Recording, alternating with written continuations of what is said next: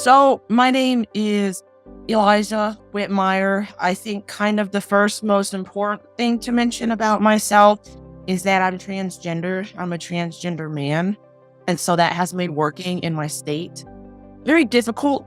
I live in Texas, so I haven't been able to access the community that I would have liked to access, which is kind of segueing into my practice, right? My practice serves anybody who wants help. Obviously, identities can cross lines, and being transgender doesn't bar me from helping people who are not. But a lot of people who are transgender or who seek gender affirming therapy have sought me out specifically because I am transgender, for a lack of better explanation. So a lot of my practice has focused heavily on gender identity, what that looks like for different people across the gender spectrum.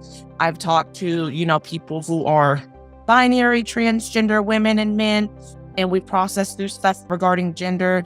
I've talked to, non-binary people, non-binary transgender, like femmes, mass, gender non-conforming, gender fluid, everywhere across the spectrum. So I would say that is kind of like the bulk of my practice is processing through that.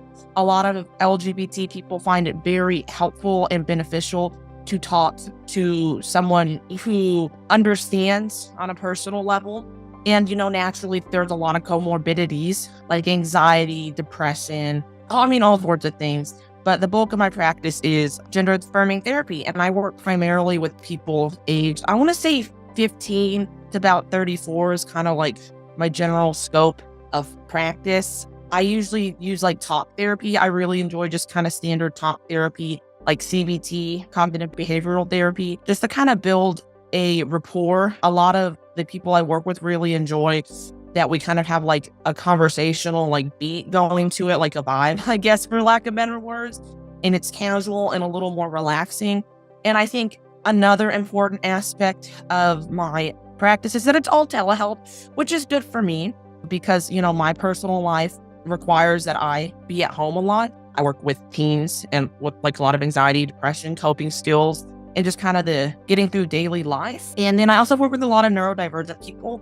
I'm neurodivergent myself, and so just kind of helping people process through their days living as a neurodivergent person. And so I feel like my practice is very focused in these things, and these are the things that I'm able to really have a niche in, which is very helpful because I can kind of target it into what I know really well and what I'm comfortable with. And while I'm, comfortable with expanding my knowledge, this is kind of where my practice is and the kind of niche I deal with.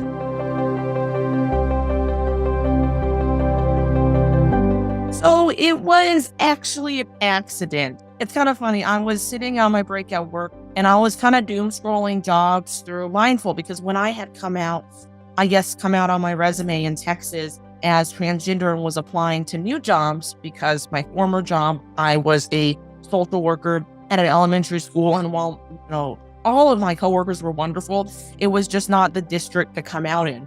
So I had stopped getting job offers and I'd stopped getting job interviews and I was really, really stressed. So I'd applied to every job. So when Mindful called, I don't remember who called me, but they were like, "Oh, this is Mindful." And I was like, "I'm going to be real with you, dude. I have applied to 70 different jobs. I don't know who you are. Could you please tell me?" And so she told me, she's like, "Oh, we're Mindful." And she explained the whole bit. And I was really, really skeptical of it. To be completely honest, it did not sound believable at all. But it was exciting because in Texas, we don't have the ability to run our own private practice while we're receiving supervision. So hey, this is a really good opportunity. I'm already coming up to Seattle to visit. So next week, it just happened to be serendipitous. So I was like, "Can I stop by?" And he was like, "Yeah, sure, come stop by." So I went to Seattle and I went to Mindful and I was like, OMG, this place is legit. This isn't some shack in the middle of nowhere, Washington, or operating out of a nowhere business office. It's a lot of what you see, especially when you're a social worker, of people trying to take advantage of your services. And so they walked me through everything. And I was like, oh my gosh, these people are actually legitimate. They know what they're talking about. There are social workers here. The owner's a social worker, which is an even bigger deal because you don't really see that a lot. And so I went through that meeting and I was like, oh my God, y'all are real. This is really, really, really awesome. So by then I just decided, you know what? There's no other options for me in Texas. And this is a really good opportunity no matter what state you're in. So I'll just go through with it. So while I was working with the school district, I set up my business and, through the onboarding process, which is really awesome.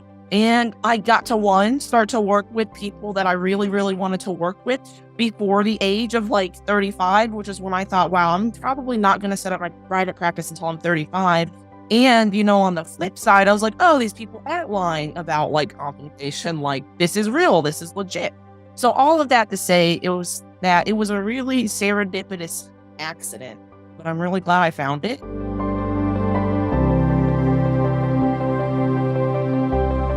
Onboarding was a really pleasant experience. I think most of my anxieties went away within the first 2 sessions of talking to Colton. I don't know if I can name drop, but I love Colton. Colton's great. He is the person they assigned me for onboarding.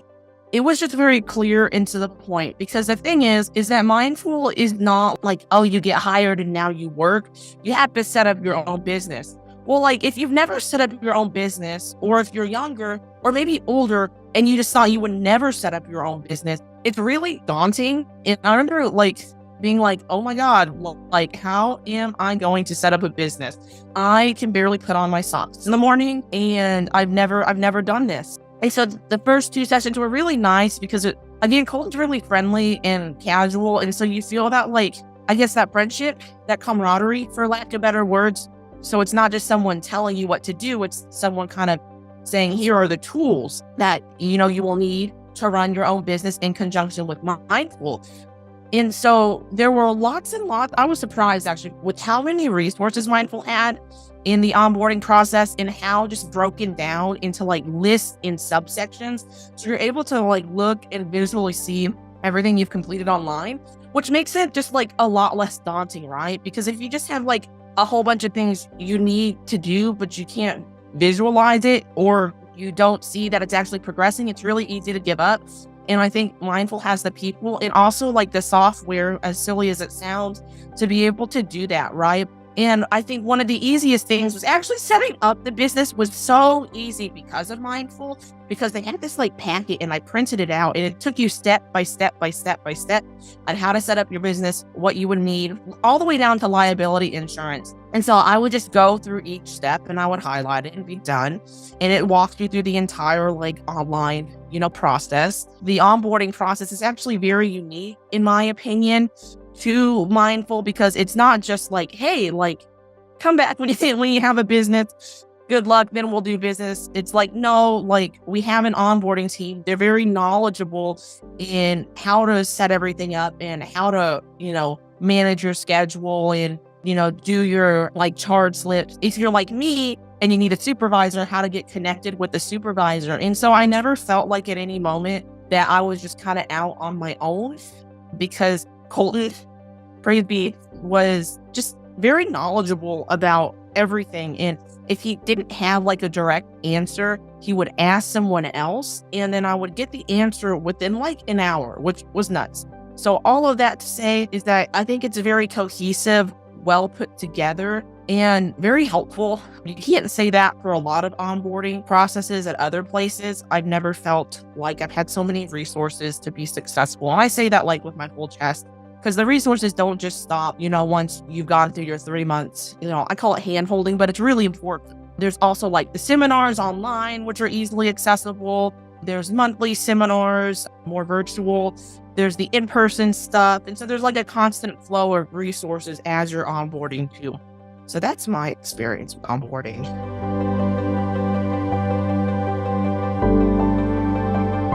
I started in April. I saw my first client on April 21st. I have it burned in my head because I was awaiting the day, and I was I'm gonna throw up. I think I've never done this in my life. This is terrifying. I'm gonna throw up. But, I talked to my supervisor, and she ran me through the intake process, and intake was really easy, right? Typically I share my screen, and we go through all of the intake questions. And it really gives you a chance to get to know them. And that really breaks the ice, because you kind of have a script, right? And usually people are pretty willing to talk because, they're coming and seeking out private therapy services. So you have that more openness. And, I did that a couple of times and it was very nerve-wracking, but you get used to it like with any job, right? When you're new to something, especially when you're new to private practice, it can be really, really daunting. And I think, the more you do it, the less daunting it becomes. And the more you stop seeing, the person across the screen as like something scary and unknown, and more as a person. I think a lot of providers don't talk about how nerve-wracking it can be to see your first clients, but it gets much easier. And yes, my schedule is very, very unique. I don't operate the 8 to 5 for many reasons. For one, I was looking to work less because I have family obligations. And aside from family obligations, I have, people who kind of live further away from me. So I work less. So I want to say right now I work 15 hours. I'll probably work up to 20 hours, but I only do it on Wednesdays, Thursdays, and Fridays. And I want to say I do it in the evenings and into the nights because that's just what works best for me. A lot of jobs specifically, you work your 8 to 4, your 8 to 5, or 9 to 5, or whatever. And that's fine. There's nothing wrong with that. It just wasn't functional for my schedule. It wasn't good for me. I'm not a morning person. I'll never be a morning person. All of my best work is done at night. And so my schedule, I work, into the night. I see my last client at 9 to 10 p.m. Seattle time, Pacific Standard. And that works really well for me because I'm able to focus. And also it works really well for them too, as a lot of people will want to see clients or not clients, but a lot of people will want to see therapists like right after work or on their lunch break. So offering like that 12 p.m. and then taking a break and then working into the evening is not only really good for me because I get the time in between to like decompress and do my notes and catch up on stuff, but it's also good for them because it offers like an alternative schedule, an alternative therapy schedule that is really beneficial for both of us.